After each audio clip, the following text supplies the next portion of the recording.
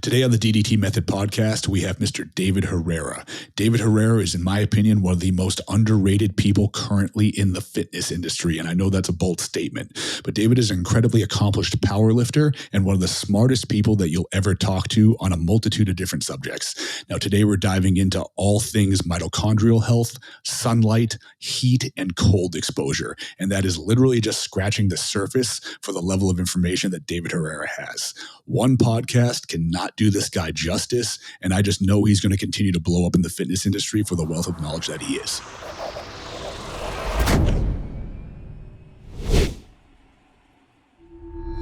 All right, guys, welcome to the DDT Method podcast. I'm here today with a special guest, David Herrera, and David is very quickly becoming a highly respected educator in the field of fitness and longevity in general, with a lot of focus on things from sunlight to all things mitochondrial function, and a lot of stuff that I feel a lot of people are dropping the ball on in fitness. And I think these are things that if people paid a little bit more attention to them, they'd realize just how powerful they are.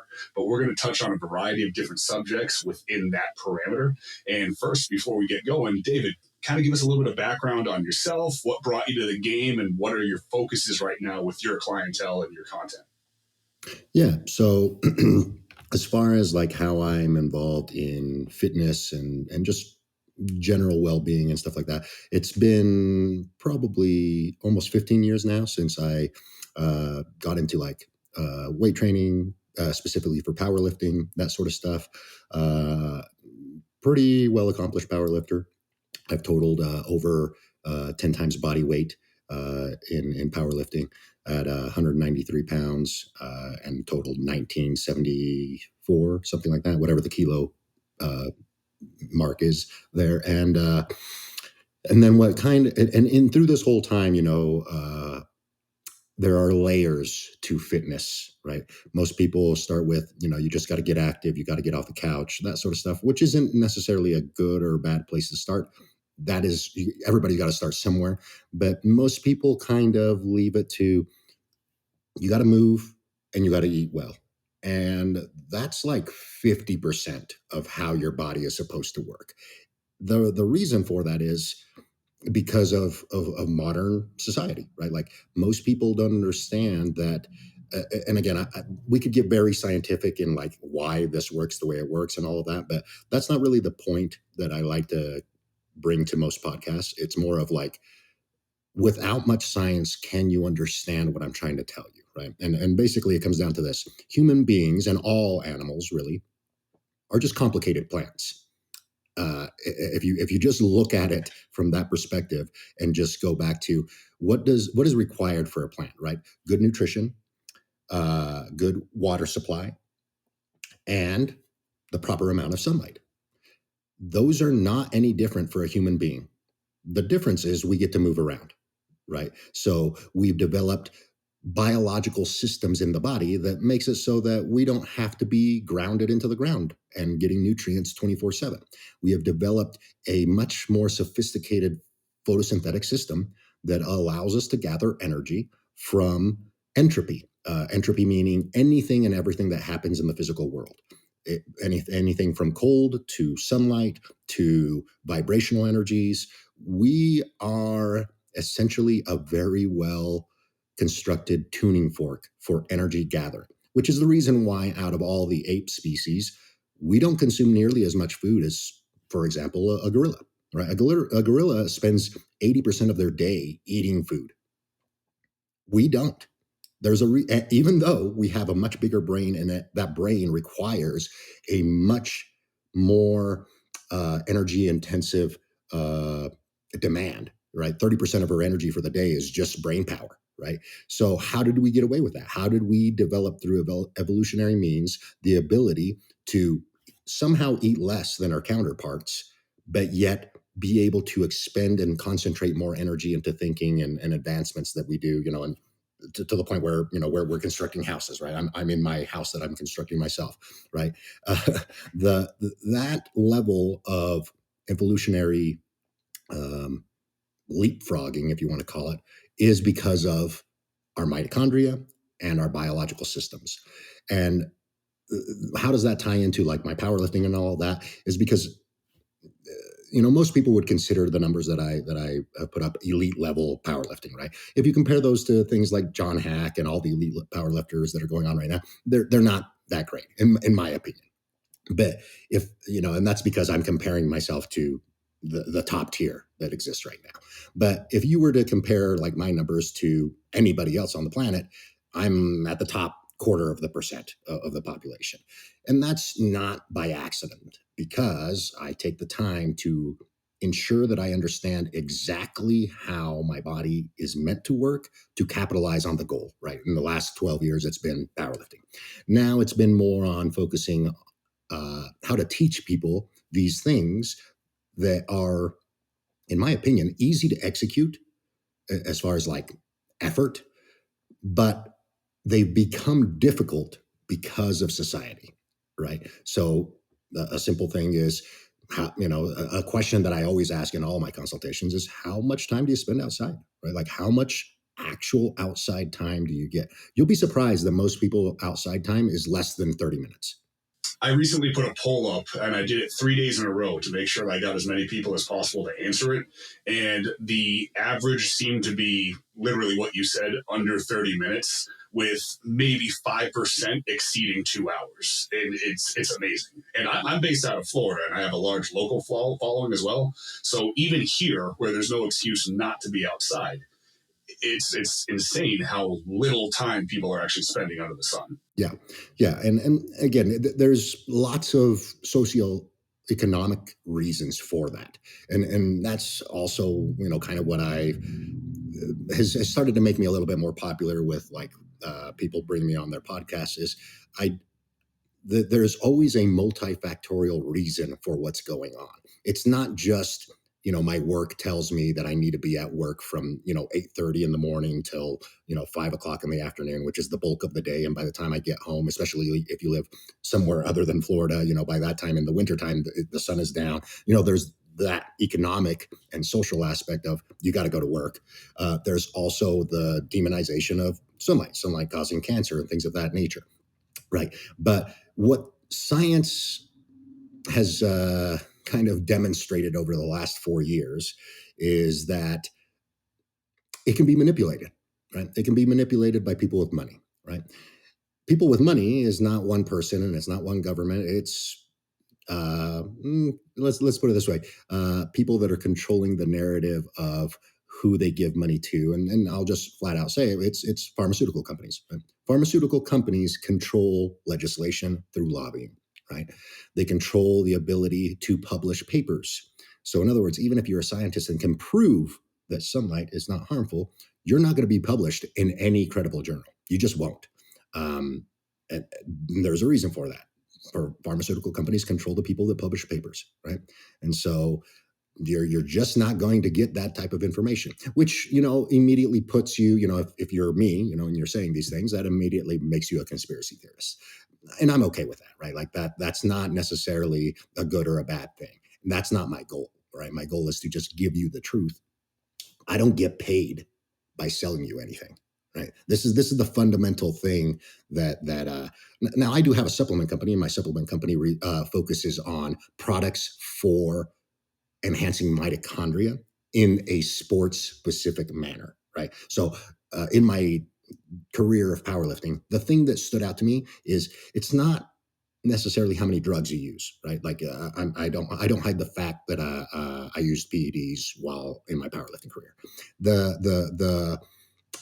The thing that got elucidated to me through the mentors that I cultivated through that whole career is that it's all about how efficient you are at processing information at the biological level. And the thing that does that is your nervous system, your brain, and those are governed heavily by how well your mitochondria is functioning. So that's why the supplements that I have developed basically focus on that, how to enhance mitochondria and the ability to harness energy. And those supplements are specifically geared for performance, right? Now, sometimes those supplements are beneficial for everyday average people, things like methylene blue or ITTP, which is myo-inositol triphosphate, which is We can get into a little bit of details of what they do, but basically those are things that allow you to kind of sidestep some of the downfalls of living an indoor lifestyle to some degree. And I'll briefly say what that is, right? If you're indoors a lot and you're under artificial lighting and you're not under sunlight, meaning you don't have a window that's open, then you are by default running a hypoxic state that gets amplified by drug use, PEDs, because those actually contribute to a hypoxic state. And in fact, training is a hypoxic state. So especially if you're hypertrophy based, the whole point is to starve the local muscle that you're training that day into an alarm state of, I don't have enough resources locally, so then it grows bigger so that it can hold more resources locally. Anything from glycogen to vasculature, growing more veins and blood supply to that local muscle. All of those have to happen. That is the process of anabolism.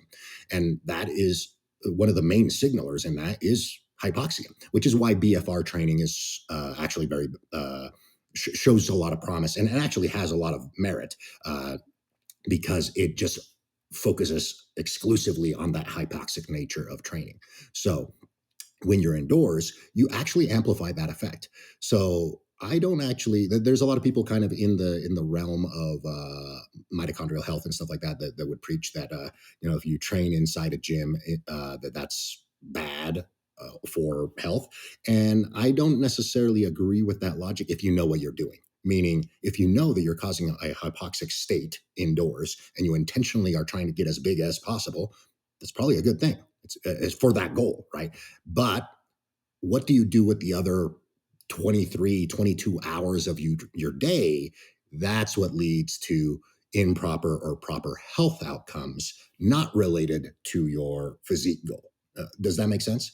Absolutely. Now, would you say that somebody that's training to put on muscle tissue, be it a aspiring bodybuilder or just somebody going to the gym that wants to get as big as possible or just get bigger in general, because their focus is maybe unintentionally to them increasing that state of hypoxia, do these people have to pay even more attention to mitigating the damage the other 23 hours of the day? Or is this something that everybody needs to pay attention to? It depends on how your horizon, how long is your horizon? You plan on doing this for a long time? If it's a decade plan, then yes, you probably better focus on what are you doing the other 22, because most bodybuilders are going to train more than 3 times a day, right? They're not power lifters, or sorry, not 3 times a day, 3 times a week. They're usually going to train, a 5-day split or a 6-day split or something like that. And they're usually going to do body part training. I'm not saying those are good or bad. Those are all viable options. So you're going to spend at least 90 minutes, I would say, in the gym 6 days out of the week. What you're doing on the other 22, 23 hours of the day are going to determine how well you manage that stress, that hypoxic stress that you're inducing, right? So you can be very targeted with it, right? You're already being very targeted by doing body part splits and stuff like that. You can induce a very, very high hypoxic environment for those 90 minutes. And then you can undo a lot of that effect for the rest of the day if you know what you're doing. And it's not even complicated, right? At the end of the day, I can tell you exactly what would be beneficial in like a 3-minute paragraph, right? It would be, hey, when you're not in the gym, you should try to eat most of your food outside. Whether it's cold or sunny doesn't actually matter. And both of those are viable for undoing inflammatory responses and accelerating growth factors and the ability to accelerate the recovery processes. The other thing that you should pay attention to is sleep, and that's not talked about in bodybuilding or even any sport really. Everybody knows, hey, sleep is very important. Nobody tells you how to improve it, right? They give you the broad of make sure that your room is dark, make sure that it's cool, that sort of stuff. But those are like super surface level when it comes to dealing in the modern world. For example, most people have a smart TV these days. Most people have that smart TV right in their bedroom, and they have it on all the time and probably even fall asleep to the TV, right? That is not a benign habit. That is a very, very bad habit from multiple aspects, not just from a mental aspect, but also a biophysical aspect. So things like that start to be more of my focus of like how I take on clients and like show them how to tweak what they are, or most often it's what they're not doing. As far as like protecting themselves from electromagnetic fields. Just more and more research is now coming to light. And it's not even like recent. This is in the last decade, right? Of like cell phone towers being more proliferated. There's a reason why in other countries they're not allowed to build cell phone towers next to schools, things of that nature. There are reasons for those types of things that are not being talked about in the U.S. Similar to like the presidential movement of making America healthy again is kind of doing with food, right? Like there is a reason why food dyes that are banned everywhere else in the world aren't banned in America, right? And that goes back to, some of the first things that I said was, hey, pharmaceutical lobbyists and big food lobbyists, they actually control the laws. They actually are the ones that control what gets passed and what doesn't get passed. If you follow the money like that, it's actually terrifying how many things are being manipulated in such a way that's in direct opposition to just general human health for what is a very clear financial goal. All you need to do is pay a little bit of attention, and it's staggering. Going back a little bit to what you mentioned about eating outside, I'm curious, is that more tying into how the sun or perhaps being grounded is affecting the citric acid cycle or the electron transport chain and you're absorbing the food better, or how exactly is that amplifying your recovery? So let's look at it from this direction. What are you doing when you eat food? You are processing it, right? You are masticating it. So that's the physical processing of the food that you're going to eat, whatever it is. And then you're digesting it. So that's the biochemical processing of that food that you're going to eat. And then there is, that goes from digestion to actual defecation. And you continue to gain more and more out of that food through that processing of digestion. That is not for free. That requires energy. So most people are familiar with a concept of you always want to improve the limiting factor, and that improves the entire system by a large margin.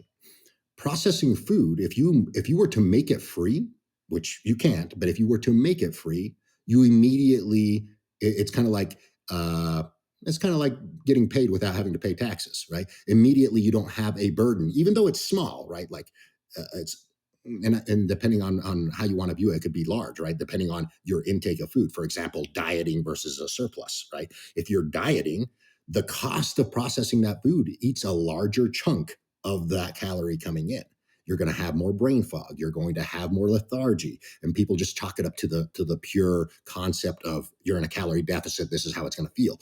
I'm 100% sure that if you were to, for example, and again, this is a hypothetical, but I'm just saying this. If you were to go into a very high calorie deficit, meaning like 50% of your calories get cut away, right? But you live somewhere like Florida or closer to the equator, and you happen to spend a lot of time outside, guess what? You're not going to experience nearly the same effects as if you were to do this in Minnesota in the middle of winter. The reason for that is because you can passively gather energy for this processing that I'm talking about that immediately frees up energy from the food that you're consuming at any level, whether it's a surplus or a deficit. But when you start to view it from that perspective, and your job is to get bigger, you're going to need more food. But as you maybe have experienced in your life, I know I have, you get to a point where sometimes eating is the job. You you get to the point where you're just not going to get more food in you. You'd run out of time during the day. You don't actually digest things as fast, etc. Well, what if you all of a sudden increase your yield on the same food? Right, that's a very valuable thing. Right, again, I'm not. This is irrelevant of drug use. Right, the drugs are still going to do the thing they're going to do, but at the end of the day, you still have to process the food. Right, and that is not a drug solution. There isn't a drug solution for that. Right. So that's why a lot of what I focus on are things that aren't actually able to be targeted by drugs. They're only improvable by actions. So, what's the best way to incorporate this and take advantage of that energy that you can harness from the sun? Now, obviously, we can go all out. Like, I have an office setup that's outside on my back patio as well. I have red light and infrared light panels in my office that I can use if it's too cloudy out or if it's rainy. I'm trying to do everything in my power to make sure that I can take advantage of this. But what's a good, like, entry level step to take for somebody that just goes, oh shit, I don't get outside at all, and I think I'm dropping the ball on my training, which I take very seriously. What's the best amount of time to spend out there within reason for a normal 9 to 5 person that might have the obligations of work, family, etc.? What's the most amount, the easiest way to get this in there? And are there certain times of the day that are better than others? Like, how do we go about structuring sun exposure in and of itself to optimize this production of energy and to begin to optimize mitochondrial function?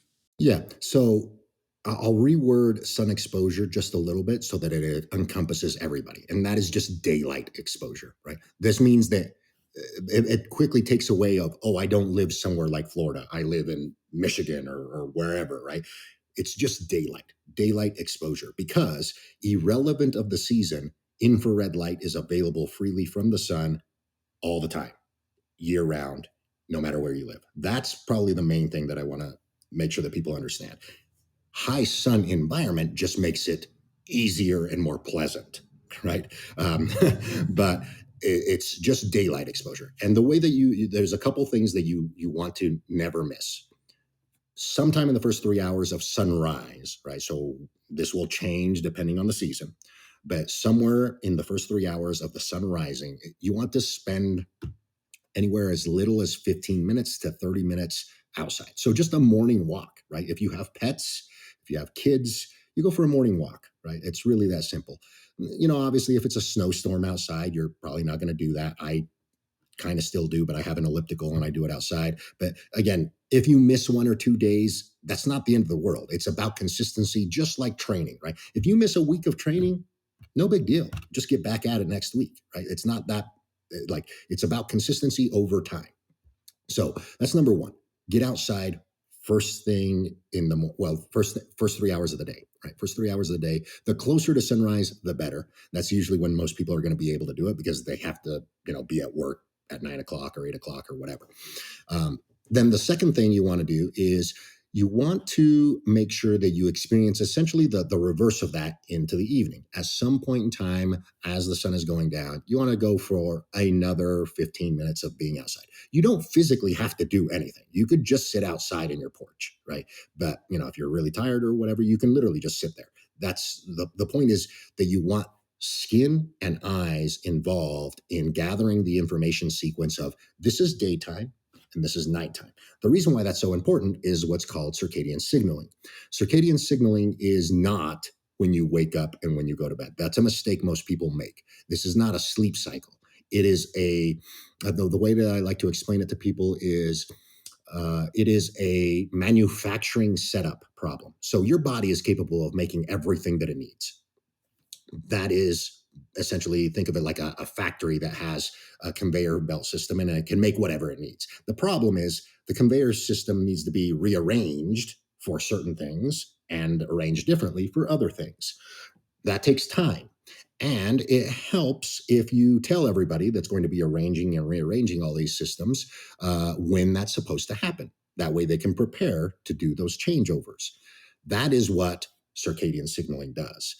Your body can't tell time by the clock that you have on your wrist or you're in your phone. That's not how your body tells time. Your body tells time through the light that it receives and the absence of light that it receives. So it is paying attention to the electromagnetic field, the spectrum of light that's interacting with it. That's what tells it what time of day it is. So that's why it's important to get outside in the first 3 hours of the day, so that your body clearly tells, oh, it is clearly daytime and it's clearly the start of the day. We are going to start daytime processing, meaning cortisol response is going to go up in the morning. That also means this testosterone production, sex hormone production, is going to shortly follow. The conversion of T4 to T3, which is the active thyroid, is going to follow. And so that's what keeps you active for the day.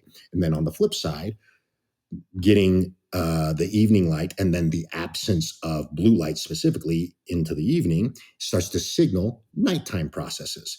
There are specific hormones and specific cascades that get turned on at night. Most people assume that it's going to happen irrelevant of what you're doing, and that's not true. If you are, for example, and we know this from studies on people that work night shift, those processes don't actually happen. They don't actually get growth hormone impulses at around midnight when they should be getting. Why? Because they are interacting with light at night. The body doesn't do the changeover. They're not making enough T4. They usually end up thyroid dependent. Why is that? Because T4 is made at night when you're asleep. If you're right. So we know these get circumvented. These are not things that happen by default. They are things that happen because of the sequence of events of how your brain and your body interprets time.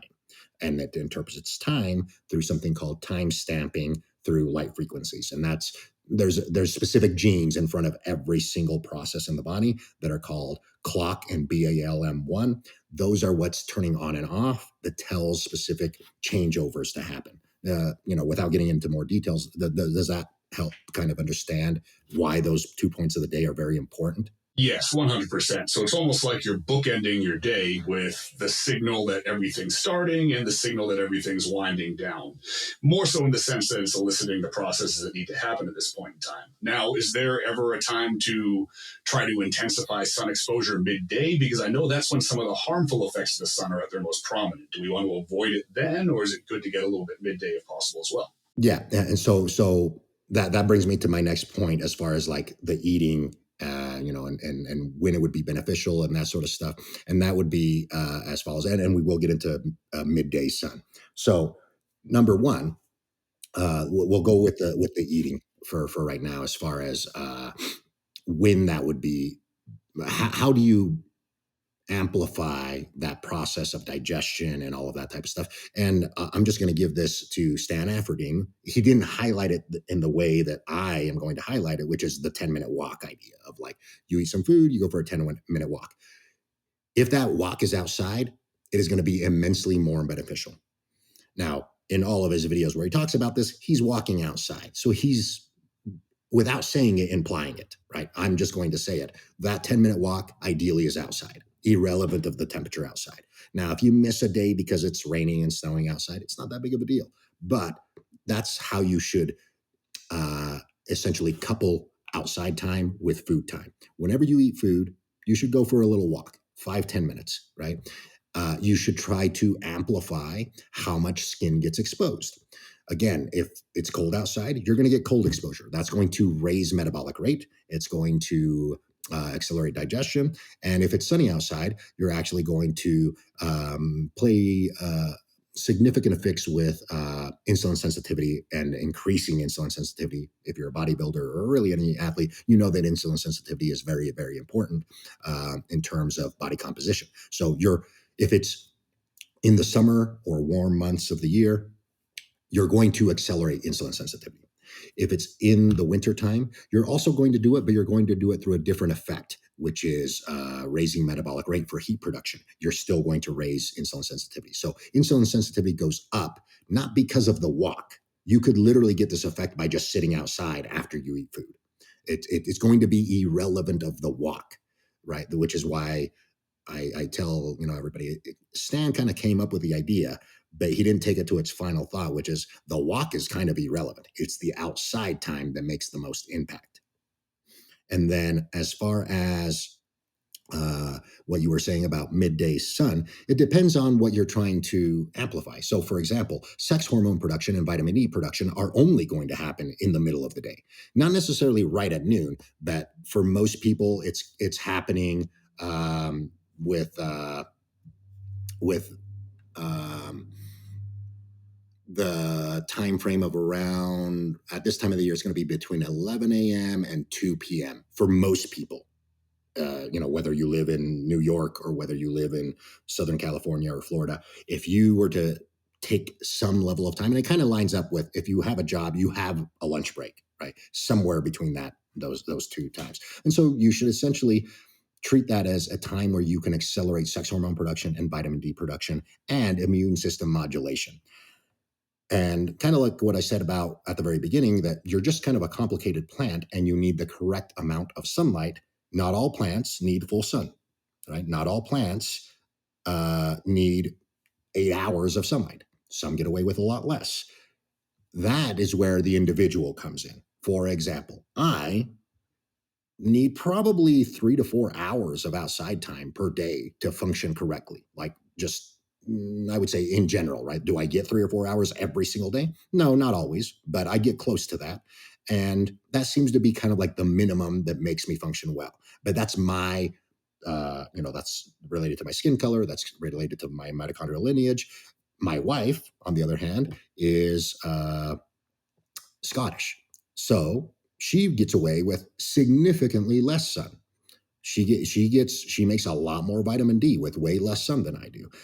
So those are going to be individual differences. So when I say the minimum you should shoot for in the middle of the day should be somewhere around 15 to 20 minutes of as much skin as possible exposed. So essentially you're trying to do a tanning session, right? Whether you're capable of doing that will depend on, where you work, et cetera, all those types of things. And the point being, you want as much skin as you physically can expose for about 20 minutes to daylight in the middle of the day. If it's sunny where you live, you're going to get all the benefits of vitamin D production and sex hormone production. If it's not, you're going to get the benefits of cold exposure. So that's going to reduce inflammatory responses. It's going to create dopamine production. It's going to raise cognitive function for another 2 or 3 hours. So there are benefits, whether it's winter or whether it's summertime where you live, of just doing that practice. And, if you're somebody that's darker skinned, you're probably going to need more time. Right. So again, that will vary on the individual and those types of things. So I can't give you like super specifics, but that's kind of what I do for people as far as consultations. We nail down the specifics for that person, not just for, who they are, but also where do they live, right? For example, a Black person living in New York City, they're going to need a lot more outside time than that same Black person living in Florida. The reason for that is solar yield is completely different in those two places, right? So it is very individualized. But for just like practical purposes, aim for taking a lunch break outside with as much skin exposed as possible. Mm-hmm. And places that on your body that would be more beneficial than not to expose the sunlight are the stomach area. So basically the abs and the calves, and your head. The reason for that is there is something in those areas concentrated on the skin at a much more concentrated level than anywhere else on the body, and that's called pro-opiomelanocortin, or POMC for short. That is a big peptide that gets cleaved by sunlight and cold, into lots of other peptides, including peptides that regulate hunger, and peptides that regulate pain, and peptides that regulate alpha MSH, which is the tanning hormone, or melanin production. And so those are very, very beneficial areas to expose. It's the reason why we are upright walking apes. We have way more POMC in our calves than other apes, which is what allows local dopamine production to happen at the calf and ankle for balance. For example, if you were to get up and walk right now, you're not going to think about how to balance and how to articulate your foot and your ankle and your calf. Those are motor patterns that are ingrained through dopamine systems locally at the muscle tissue that are doing the balancing, aka your calves are smart on their own. I'm sorry, not to interrupt you, but does this have to do with like increased mitochondrial density in those areas because of their complexity, or do we know the reason behind these areas being? A little bit of both. Yeah, it is mitochondrial density and the density of POMC, this pro-opiomelanocortin peptide, is increased there locally. So when sunlight or cold interacts with those areas of your body, it cleaves more of these peptides, and peptides are signaling for greater dopamine production or serotonin production or neurotransmitters, right? Most people, when they hear the word neurotransmitters, they immediately think that your brain is involved. It can be involved, but what they should be thinking is interconnected neurons, right? Neurons can be on your fingertips, right? Most people think that the brain is a central controller. That can be further from the truth. It controls a lot, but there are neurons on the heart. There are neurons on the muscles lining your stomach, and neurons lining your lungs that work independently of what your brain is doing. For example, if you're knocked unconscious or sedated, for example, those neurons keep working, right? Your heart doesn't stop. your lungs don't stop breathing. Those are independent. Think of it like mini brains with neurons that are firing independently of your brain having control of them.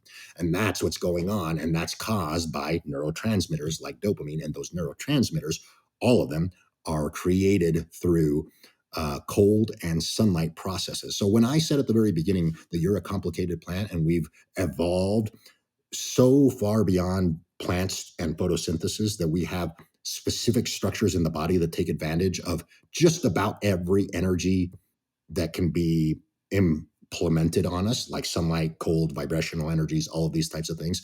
Um, I'm not joking. You literally have these embedded into your skin. You have these embedded into the tensegrity system of your body, which is like the fascia and tendons and ligaments. All of those are what's called piezoelectric or flexoelectric, meaning when you flex your arm or jump up and down, you are collecting energy through fascia and tendon ligament structures in the body. So you're essentially an energy harvesting machine, and you harvest energy from just about every possible physical thing that you can.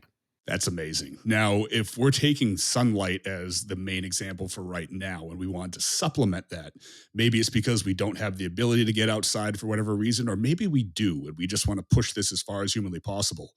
What benefits can we see from utilizing red light therapy, infrared therapy, all of these different modalities? How are they similar and how are they different? And what's kind of the upper limit? Because I know some people will take this information and just run with it and overdo it. Is that even possible? What's the optimal way to supplement sunlight, if that's the right way to put it, with red light or infrared light? Yeah, so there is a bell curve for infrared light. This is known in the literature. So, can you take in too much red light? Yes, and the reason is because it's very narrow, right? It's targeted frequencies. So, let me explain it in a way that might be a little bit more beneficial. Think of it like a copper supplement or a zinc supplement. Can you overdo those? Yes, because they interact with other minerals, and so you might obfuscate other mineral uptakes. Right, very similar to that as far as red light therapy. And again, I won't be able to tell you, hey, for you specifically, 30 minutes of red light therapy is going to be too much and 15 will be too little.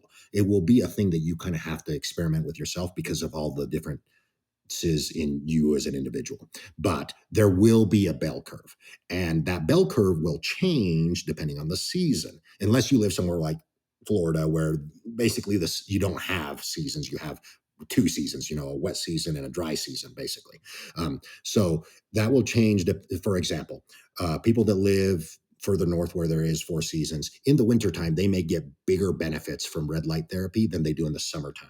And the reason for that is just the days are so much longer that they inadvertently get more red light from the sun directly than they would in the wintertime. So they supplement sunlight less with red light therapy, or they see less benefit from it. They feel less benefit from it in the summer months versus the winter months. So you have to kind of take that into play. But there is a bell curve, meaning you'll get benefits more and more and more to a certain point. And then if you increase the time or the intensity of red light therapy, then you start to get diminished returns on it. And so it's not one of those things where you can like have it on all the time. Or at least not in the way that the pamphlet will say, because most of these therapy devices will say, hey, you need to stand, about a foot away from this, and you do it for 20 minutes. That's always a good place to start. Just the literature shows that just about everybody gets benefits at the 20-minute mark, standing that close to it. If it's a lot further away, so for example, you'll notice that I have all these lights here. These are all incandescent heat lamps. They're not regular LED light bulbs. That's essentially a broad spectrum red light therapy device, right? So now I've done two things. I've made the spectrum, instead of very narrow, like 660 and 680 and 820 that you would see from a red light therapy device, it's broad spectrum. Now I'm getting a big, wide range of infrared therapy along with visible light. That is now going to create the same bell curve as I can have, meaning I can have all these lights on all day long, affecting my body. And I've done it, right? Like I live in Wyoming, and so it's wintertime here. When I have these lights on, I effectively feel like it's summertime when I'm inside. I don't have like this gloomy feeling of it's cold and winter mode outside. And most people that have suffered from like seasonal depressive disorder kind of know what I'm getting at. Like it kind of comes on in early November and kind of sticks around for the rest of the winter. You just kind of feel gloomy. That's not the effect that you'll get when you have something like this on. But with a red light therapy lamp, it kind of jumps you up to that state really quickly. But if you stay in that red light therapy device for too long, let's say an hour or two at very close proximity, then you'll start to almost feel a little bit overwhelmed. It's hard to describe it any other way other than feeling overwhelmed, almost like a little bit of anxiety, almost like you've taken too much caffeine type of sensation. And so Mm-hmm. that's kind of what you'll get when you do red light therapy too much. So that's more of like what I want to say about that. It's not like it's good or bad. It's just going to be a moving target for the individual and where they live and who they are. And Right. then you can take this a little bit further with things like cold exposure, right? So you can get more out of red light therapy if you get cold right before the red light therapy. So maybe like a technique that I like to use is in the morning specifically, especially if you live somewhere where it's wintertime, you start with a 2-minute cold plunge, right? It doesn't have to be super cold, like 50 to 5 degrees is as cold as it really needs to be. 2, 3 minutes of that. And then you do a 10-minute session of infrared light therapy. And that is a good supplemental way to increase the yield from your red light therapy and get the benefits of both cold exposure and ATP production and all the things that are beneficial from red light therapy itself. Now, that should have a fairly significant fat loss effect as well, shouldn't it? Especially over time. It depends on whether you are getting full spectrum daylight. And the reason why I say that is remember what I said about POMC, pro-opioid melanocortin. One of the cleavage molecules from it is alpha MSH. Alpha MSH tans you. It also has an appetite suppressing effect. Another one is lipoprotein B, I believe, and that has a fat metabolizing effect. So if you're getting the minimums of daylight and you're processing POMC correctly, then yeah, the answer is more infrared and more cold exposure will accelerate all of those types of things because your appetite will be well under control. A way where this won't work is if you never go outside, right? If you just don't go outside, for example, and the reason why I can say that is I deal with people on the extreme end of things, right? Which is people that work night shift. They don't go outside. They just are literally sleeping during the day or trying to get sleep during the day, and then they're awake at night. They literally don't go outside. Um, and so their time outside is like only when they're not working, which is like usually if you work a night shift, it's similar to you work 7 or 10 days on and then you have like 4 to 5 days off, so they only really get sun exposure 5 days out of the month, right? So I've seen this happen. Like no matter how much red light therapy they use, no matter how much cold exposure they use, they have a really hard time controlling appetite. So at the end of the day, calories in and calories out, people have one thing correct: calories are king.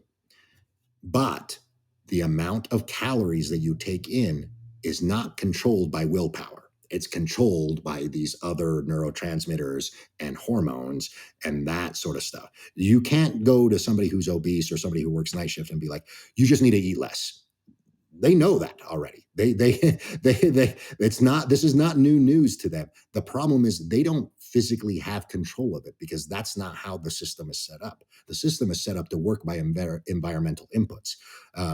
And that's how it's been for eons, right? Only until recently have we, and by recently, I mean within 100 years, with the Industrial Revolution and things of that nature, do we have what's called modern society, right? Where you can go to work for 9 to 5 and you can make a living doing that sort of stuff. This is a new thing, right? That biology isn't set up to work that way. The reason for that is when things are not conducive for health, your body is telling you to move. It literally creates anxiety, it creates depression, it creates things that should impact you to the degree that if you didn't have the modern society to keep you in one place, you would move. You would end up moving. I'm very curious your thoughts on the use of the peptide melanotan, because that seems to augment a lot of these systems, but also it gets a lot of negative publicity as well. What are your thoughts on melanocorticoid peptides in general? So it depends, right? So if you are somebody who is melanin deficient internally, I would not use it. The reason for that is melanocytes migrate, and let me back up a step a little bit. Everybody's gotten a tan, or hopefully at some point in their life gotten a tan, and then the tan goes away. Most people think that that's the skin sloughing off, and it fades into the air and it goes away. That's not what it does. It goes internal to supply melanin for internal structures like the brain and the nervous system and smooth muscles and things of that nature, and mitochondria. Melanin structures are close to mitochondria always, because melanin is a semiconductor, means that it can gather energy from everywhere. And we know this because even NASA is using melanin now and implementing it into solar panels and things of that nature, because they know that it can gather infinitely more energy than any other molecule that they have. There's a reason why your body incorporates melanin into structures close to mitochondria, because mitochondria are electrical engines. They are passively trying to get energy from any means necessary. Some of that energy comes from food, but a lot of it comes through all these other things that I've talked about. And melanin is a key component in that process working correctly. So your skin and your hair, your surfaces, are essentially melanin manufacturing facilities. And when that melanin is finally manufactured and it's on your skin and all of that, when the sun goes away, or the ability to create more melanin goes away, it gets sucked internally to continue to facilitate the nervous system and brain function and all of those types of things.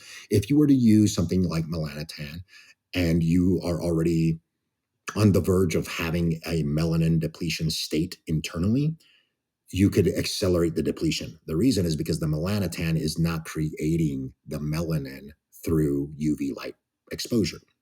It's creating the melanin by having melanin migrate from other parts of the body, potentially. So Right? you're So basically again, robbing Peter to pay Paul. yes.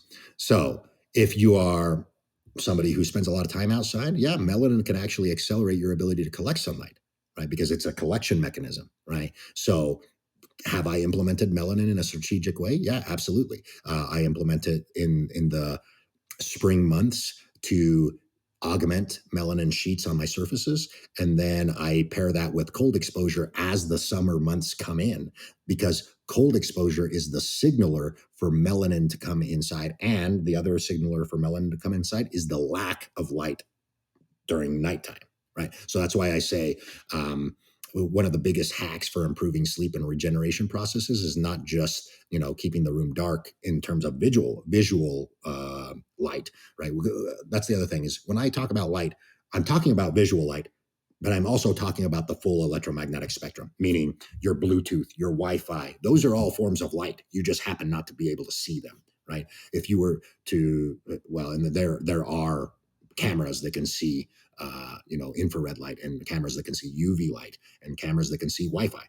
It looks like light. It literally is a light that is basically touching every surface. So when you are absent of light at night, any melanin that you've created during the day can be internally brought in. So little habits that I teach people to do are also accelerating your ability to create melanin and to harvest melanin internally. And melanotan can be very useful once you've done certain parts of this. One thing that I find incredibly fascinating about this new emerging field, and it's not that new, but it's newly popular, I guess you could say, of these mitochondrial support supplements, PEDs, whatever you want to call them, is that it's not just like throwing anabolics at something where obviously if you do it right, you get great results from it, but you can just kind of throw a bunch of tren at anybody and something will happen, good, bad, or indifferent. With a lot of these, it seems like you have to implement them with the right practices or they're going to do absolutely nothing. But when implemented correctly, they're going to do a lot more than a lot of people seem to think. I know another one that you have been doing some work with, and I believe you sell it through your website, would be like the injectable carnitines and the choline. I'm a huge fan of those for a variety of different purposes, mainly being that they're so multifaceted based on simply the settings that you can change when you're implementing them and the different actions they can take. In your opinion, what are some of the biggest benefits of injectable carnitine and choline? Yeah. So, and again, this has to do with like pushing mitochondria to, basically you're trying to squeeze the most out of it, right? So, injectable L-carnitine can accelerate fatty acid utilization. It's essentially a shuttle that allows you to transport fatty acids from outside the cell to inside the cell for processing, right? That's what L-carnitine is doing. The other things that it's going to do is when you do that, you essentially become more metabolically flexible, meaning you can make it so that you're not using as much glycogen at rest. You're going to be using more fats at rest. Those are more calorically dense anyway. And for the most part, most people that are in fitness, to some degree, they care about body composition, right? So anytime that you can be at rest, especially if you also have good aerobic capabilities, then you're probably going to be burning more fat at rest, aka when you sleep or when you're just sitting, at your desk at work or whatever, and you're not going to be depleting glycogen as much, which means that you have more glycogen left over for brain function. Your brain cannot run on fats. Your brain runs on glucose. Now your liver can create, your liver always should have glucose in it. It very rarely is depleted of glucose. So it's not, I'm not saying that you need to be consuming carbohydrates to run your brain, but your brain does run on glucose. You can spare how much glucose is being used by the rest of the body by having a super physiological level of L-carnitine in the background at the blood level. How is that beneficial in terms of fitness and those types of things? In a workout, for example, during rest, you're going to be able to switch back over to refueling essentially from fat stores from an energy utilization standpoint. I've taken a step further of combining L-carnitine with choline, and choline is a methyl donor, so you can accelerate the quickness of the fat that you're burning. So L-carnitine is accelerating how much fat can be brought into the cell for burning. And then any methyl donor, I happen to choose choline, but there are lots of other methyl donors, are going to accelerate the actual beta oxidation process. And because I chose choline, if there is leftover choline, it's also going to be added to the cholinergic system. So that's going to accelerate focus and your ability to think clearly under stress. That stress could be physical stress, aka a workout, or it could be the stress of dealing with everyday stuff, on your computer screen and stuff like that. So it has cholinergic benefits like that. So they will enhance your ability to put out work. Is essentially what they do. And the way that it's doing that is through enhancing the ability for mitochondria to burn fats and to utilize the cholinergic system. How would that pair up with something like cold plunging with that dopaminergic response and that dump of norepinephrine? Yeah, it would pair pretty dang good actually. So I treat cold plunging like a training session, right? There is a kind of like when you know that you're a little bit beat up, but you know that if you go in and you just do the right amount of work, you're actually going to feel better, right? That's what I would consider like a very short plunge, right? Something like 1 minute, 2 minutes, something like that. You're going to get a benefit out of it that's going to cost you almost nothing, right? Kind of like going to the gym and just getting a pump session in, something like a little 20-minute pump session in. You're just going to feel good after, right? And it didn't really cost you much, and you didn't really create a deficit in recovery or anything like that. And then you can take it to a lot further, right? Something like a 10, 15, 20-minute cold plunge. Now that's a legit training session at that point. Now you're actually impairing processes that are going to cold adapt you and stuff like that. So L-carnitine for like a 1 or 2 minute session, you may or may not notice a difference whether you were to take L-carnitine or not. But you start doing like 10-minute sessions, 15-minute sessions, things of that nature, and you take some L-carnitine and choline, that session is going to now reward you much more exponentially in terms of the processes that you augmented. Similar to if you were to take L-carnitine for a pump session, you're not really going to change how that session went with taking L-carnitine and choline. But if you go in there for a leg session that's going to take you 90 minutes, I promise you some L-carnitine and some choline is going to make that leg session that much more fruitful for the full 90 minutes basically because you're not going to run out, you're not going to run out of fuel or willingness to take yourself to that next level if that's what that goal of that session is. So just kind of like what you said earlier, right? Some of these things are extremely beneficial if you're putting them in the right situation and you're willing to push the body pretty hard. Right. And these are fantastic products, really, for anybody that's applying the work and that knows how to utilize them.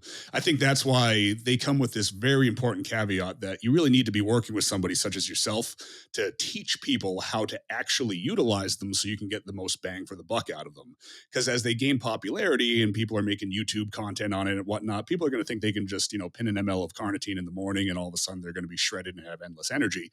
It's more the state of the application that you're putting it in. And I can attest, your products are very highly spoken of by very intelligent people. And that's how I usually gauge what a company is going to be worth value-wise in terms of the quality of the products. When I pay attention to the intelligence of the people that are talking highly of that product line, that, in my opinion, speaks volumes. And I've heard nothing but good things about your entire line. Do you have any thoughts on another one that's catching some more, mainstream in the fitness industry attention of SLUPP332? Because I believe that's a mitochondrial function-based molecule. Yeah. So it's one of those things where the mitochondrial peptide specifically. So there's two of them that are, one of them we do sell, which is MOTC. And that is a mitochondrial peptide. And I liken that one. And the reason for that is, let's put it this way. My products can be helpful for body composition and bodybuilders and all of those things, but they're helpful for just about anybody put in the right context. And MOTC, for example, I will get to the SLU thing in just a moment, but the MOTC, for example, the reason why we sell it is because it's beneficial from the standpoint of if you are somebody that is living in a low sunlight, low yield environment, you can ascend, but you need to run like it's summertime. In other words, you want to have be able to wake up at 5 a.m. and crush it until 9 p.m. and you don't want to experience very much brain fog, et cetera, and you want to have a lot of energy. MOTC seems to trigger that effect at the mitochondrial level, right? Because the mitochondria tune themselves to the environment, right? That's the other thing that people kind of miss. Mitochondria are engines that are flexible, meaning they are tuning themselves to the inputs that you give them. High sunlight environment means you have endless energy, and just like you living in Florida, right? In the peak summer, you basically probably wake up at 5 a.m. without an alarm clock, and you have pretty much endless energy until 9 p.m. when the sun is going down, right? If you try to pull that off in the middle of winter, you're not going to be able to the same degree. The reason for that is the sunlight yield has changed, and so the mitochondria has tuned itself slightly different.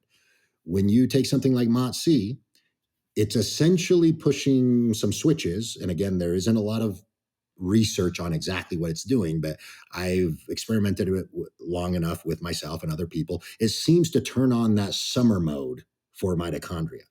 And so you end up just naturally waking up at 5 a.m., irrelevant of the season, and you end up running all day until maybe 8, 9 p.m., even though the sun went down at 5 p.m. And you kind of feel like it's summertime and act like it's summertime.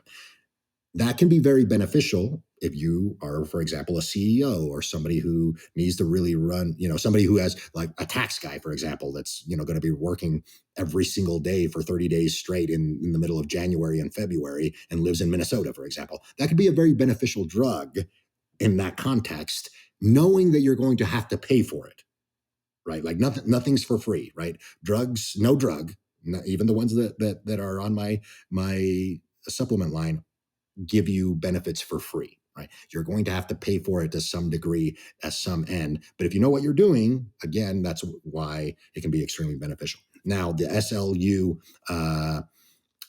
peptide, that seems to have some modulation on the way that mitochondria process fats and things of that nature. I have yet to see if it's going to be beneficial other than, and again, it's not going to be a fat loss drug. Because at the end of the day, there are other factors that deal into fat loss. Now, can it exponentially accelerate how much fat you burn per unit of time, that's where I think it could be beneficial. And but because it's dealing with mitochondria, it's probably going to change some other things. I just don't know what they are yet. So that's why it's not something that I've written off. It's something that it's to be determined, right? How useful it is to be determined. Hmm. Gotcha. Now, with a lot of these products enhancing mitochondrial function, are they doing anything for mitochondrial density? Or if not, how do we improve that? Do we just have to get bigger or build more tissue? Or because I know there's a difference between the two. Yeah, so there are some products that, so for example, SR9009, Hmm. that particular product, anything that is a Rev, ERB alpha or beta antagonist, those seem to influence mitochondrial density to some degree. We just don't know how to really use them specifically for that function. Now, having said that, right, how can you increase mitochondrial density? You increase mitochondrial density by aerobic capacity, right? So we actually know this from work with high-end athletes, specifically endurance athletes. We know that if you increase the aerobic capacities of a muscle, you increase the the mitochondrial density. So for example, the most aerobically fit muscle on your body, irrelevant of who you are, is your heart. Your heart is always working, it's always oxygenated, it's always pumping blood. That is the most mitochondrial dense muscle in the body. The second most mitochondrial dense organ is the brain. And then, and basically, and then from there, it steps down to organ system, organ system, organ system, as far as mitochondrial density. Muscle tissue is a little bit different. It can be, if you make a muscle bigger, through a hypoxic stimulation, meaning let's just talk about hypertrophy in general. You're just trying to make the muscle bigger. You are not guaranteed to make that more mitochondrially dense, and that could be the limiting factor on how much bigger it can get. Meaning, at some point, you have to increase the density, the mitochondrial density of that muscle tissue to then make it bigger again, because the mitochondria are what's providing energy at that tissue. So. If you induce it through a purely hypoxic means, you don't increase mitochondrial density, you just increase everything else. The cytoplasm, the ability to hold glycogen in the cell, the ability to transport blood in the cell, all those things grow first. And the mitochondria kind of power that until they can't power that. And then you need to increase mitochondrial density. That's where changing the modality of your training for those muscle groups can be beneficial. For example, if you are trying to grow your arms and you are just doing hypertrophy training, they're going to get to a certain size and then they're not going to grow there very much. But if you start increasing or changing the modality of training for your arms to something a little bit more aerobically intense, things like punching bags, speed bags, things of that nature, where you're intentionally moving the muscle, but there is no stress going on. There's very little stress, right? It takes almost no stress as far as muscle tissue goes to punch a speed bag. But if anybody who's got big arms tries to punch a speed bag for 20 minutes, they're not going to hold their arms up for more than about 3 minutes. They're just going to be down to their sides and they're like, I can't move my arms anymore. That's a physical demonstration of your mitochondrial density in your arms is very small. You have big muscles, but very little ability to carry energy in that muscle tissue for long periods of time. Now, that's a training thing, right? You can train that up, right? So you start gaining a minute or two every other week on your ability to keep your arms up and move them, right? It doesn't have to be a speed bag, but just move them in general. There's the arm bicycles or whatever, right? Your imagination is the limiting factor as far as like how you train it, right? In terms of arms. But what I'm saying is you increase the aerobic capacity of the muscle tissue that you're wanting to grow further, or that you've determined some way that you need more mitochondrial density in there. You increase the aerobic capacity. Now you increase the mitochondrial density. Now you can start the grow phase once again. So this is just a way of, blocking out your training periodization to go into different phases. So each phase complements the next, which I think is highly underrated and many more people can benefit from doing that. Swinging back really quickly before we wrap up to the supplemental side of things, through your website, through your company, what's at least one other supplement that maybe we haven't touched on today that you think has incredible potential application if done right? Something that maybe people aren't even thinking of. Yeah, so I would say things like ITPP, myoinositol triphosphate. It is very beneficial. The reason, That one's a very interesting one. yes, the reason for that is because it undoes some hypoxic events. So the reason why I say that it's beneficial is because of most people spending a lot of time inside. So they are by default slightly hypoxic, and that increases red blood cell count and increases thickness of blood. It increases hemoglobin. Now, to a certain degree, those are performance enhancing benefits that you want. But then they go too far, and now you end up potentially in a life threatening situation. You don't want to go there, especially if you're using PEDs like anabolics. So ITPP, periodized correctly in terms of, I wouldn't pair it in an aerobic periodization block. I would pair it after the aerobic periodization block. So in other words, you gain the benefit and then you maintain the benefit with something like ITPP. Um, or you could, if it's sports performance, maybe you're an endurance athlete, then you would essentially use the ITDP at the end of a peaking phase to display a hyper elevated state from all the training that you did. Right. But in terms of the average Joe, it's going to be helpful in terms of if you determine that through your blood work you are slightly hypoxic more than you're not, then ITDP can benefit you by delivering more oxygen to mitochondria by letting the red blood cells release more oxygen than they would normally. And that's not necessarily just pre-training, right? That can be before bed. That can be on off days. That could be recovery. That's another one with a ton of different application. All right. Correct. Yes. And so again, what it does is make it so that you can oxygenize tissues more. I tend to use it prophylactically when I travel. So you're going to be hypoxic on an airplane and things of that nature. So I tend to combine some methylene blue with a little bit of ITTP. And that seems to really offset jet lag and brain fog after flying, especially if the airplane ride is, 3 hours or more.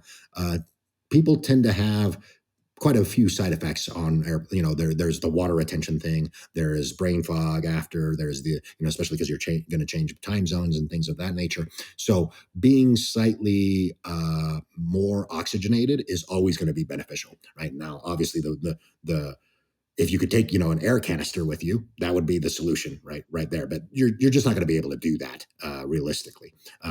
So something like ITPP and a little bit of methylene blue can be very beneficial in that particular context. And again, just a broad range of applications if you just realize what it's doing, which is oxygen delivery. And anytime that you want to increase oxygen delivery is going to be, if you've determined that that's a thing that you need at this particular time. It could be right before bed, or it could be in a peaking phase, like I've highlighted. Then that particular drug has that unique capability, and it does it very well. That particular drug actually got pulled off the market pre-COVID, like literally 6 months before COVID, for a reason. As you okay, Wow. and that's because it does that. It literally undoes hypoxia, right? And so that is something that a lot of people even know about because it got pulled off the market so early in that whole dilemma. And so the reason why I have is because I used it for sports performance purposes before it got pulled off the market, and then I basically contracted a manufacturer to manufacture it for me, even with it not available on the market. Now, I'm a big fan of it. I've used it fairly extensively myself. Now, would this pair up well with something to raise your own CO2 tolerance to further oxygenate, like breathing exercises or even a carbon dioxide breathing devices? Those are getting popular now as Yep, well. yep. So things it will pair extremely well. So for example, like a lot of people, I mentioned that it's going to augment your oxygenation. You can augment oxygenation through CO2 breathing devices. You can also augment it through specific breathing techniques like box breathing.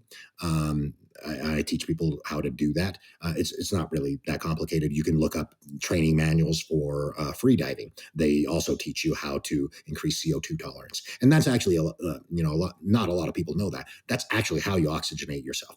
Your body doesn't actually have an oxygen monitor; it has a CO2 monitor. The more CO2 in your blood, the more oxygen it can exchange for that CO2. So raising your CO2 tolerance is a performance enhancing practice that you should use. It enhances your mitochondria, and anything that enhances your mitochondria has the potential to enhance performance. See, that's a fantastic and incredibly underrated topic. I feel like we could do an entire part 2 on that. So hopefully we can have you back on at some point. We could deep dive even more because CO2 and oxygen, we could ramble for another hour about, but I don't want to take too much of your time. I want to say thank you again so much for coming on here. This has been so much very digestible but complex content that I feel like a lot of people listening can take a lot of immediate actionables from. And that's what I love about your content in general. It's not like I have to listen to a David Herrera podcast and then go spend $8,000 on all the supplements and all the training modalities and everything in the world. It's stuff that I can simply implement and maybe put 1 or 2 supplements in at a time and learn how to get the most bang for my buck out of them. So this has been absolutely fantastic. David, where can people reach you for coaching? Because like anything else, like we touched upon, a lot of these modalities and supplements and practices are incredibly beneficial, but they have to be applied the right way for the right person. There's concepts and there's actionables that work, but they're always going to be different for the individual. So I think that's where your services would be a complete game changer. So where can people find you for that? And where can people find your supplement line? Yeah, so the supplement line is derelstrength.com, DEREL strength.com. And I'm the most active on Instagram. So you can find me at David Herrera 1119. That's my Instagram handle for my personal Instagram. Most of that is training content, either my training or training of my clients, and every now and then some collabs with like podcasts and stuff like that. And then there is my Solar Athlete Instagram, and that one is it's basically a collage of all the scientific layout of the things that we've talked about, so people can just, hey, where does it show that, electromagnetic fields do this or whatever, or like, how do you know that POMC splits into these types of things? That's what that whole Instagram is about. It has all the science put into like carousel logic of like, this is how that system works, et cetera, and that type of stuff. And every now and then I put, Instagram stories of literally research articles that are kind of backing up a lot of the stuff that I talk about. And that's also in that Instagram there. And on both of those, if you just go to the bio, it'll take you to a website where you can book a consultation. That's where it all starts. A consultation is kind of where we get to the nuts and bolts of how can I give you the information that's the most beneficial for you. Awesome. So I'll link over to that and everything that we put up as far as the podcast itself and all the content from here. David, thank you so much for your time. Again, this has been a tremendous podcast that I think will help a lot of people, and hopefully we can have you back on soon. Awesome. Thank you very much. That was our podcast with David Herrera, and I'm sure you learned something because I know I did. Hopefully we have David on again in the future to deep dive into a multitude of different subjects and to continue to learn about all things mitochondria, sunlight, hot exposure, cold exposure, and everything else that he has to offer.